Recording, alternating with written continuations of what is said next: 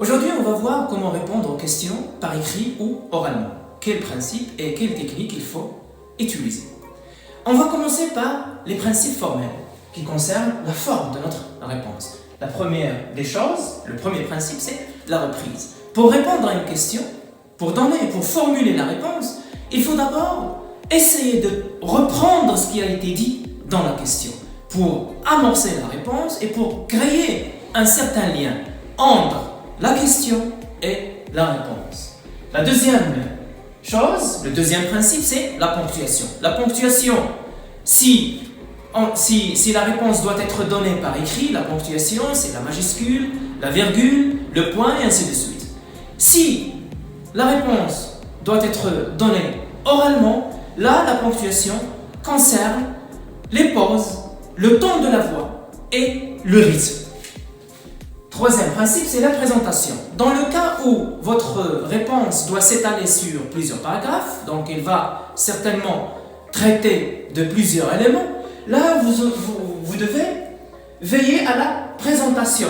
Donc, vous mettez pour la première ligne de chaque unité différente de la précédente, il faut mettre un alinéa ou bien un retrait pour marquer au niveau graphique cette séparation des unités. Maintenant, pour les principes rédactionnels. Alors, la première des choses, il faut bien choisir le registre de la langue. Quel vocabulaire je vais utiliser pour répondre, que ce soit par écrit ou oralement. Donc, il faut prendre en considération le contexte et la situation dans laquelle je me retrouve. Alors, il faut éviter de dire ça, donc vous devez utiliser le registre courant. Donc on ne dit pas ça, à la place, vous dites cela. Et évitez les termes comme bref et etc. Celui qui pose une question, il a besoin d'une réponse. Et donc, au lieu de donner une réponse, certaines personnes abrègent et utilisent bref et etc. Et c'est mal vu par le correcteur. Ensuite, pour la conjonction de coordination et évitez de la placer après une virgule.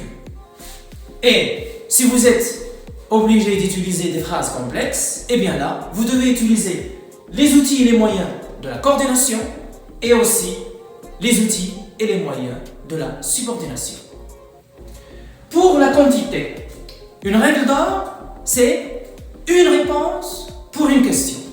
Des fois, il y a des personnes qui se trouvent en train de répondre à toute une série de questions dans une même réponse. Et donc, par la suite, ils se trouvent dans la répétition.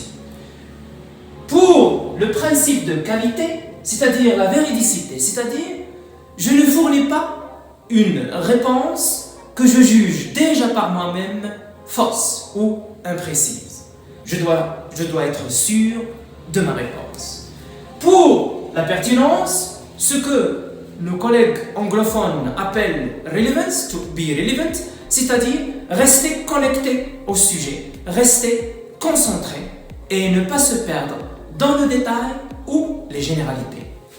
Pour la modalité, là, notre réponse doit être claire, précise, sans répétition.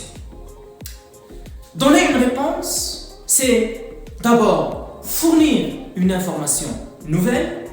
Ensuite, c'est donner une idée sur notre compétence, sur notre connaissance, sur notre degré de maîtrise d'une compétence quelconque. Et enfin, donner une réponse, la réponse doit être claire et bien assimilée par notre interlocuteur. Fin de cette séance.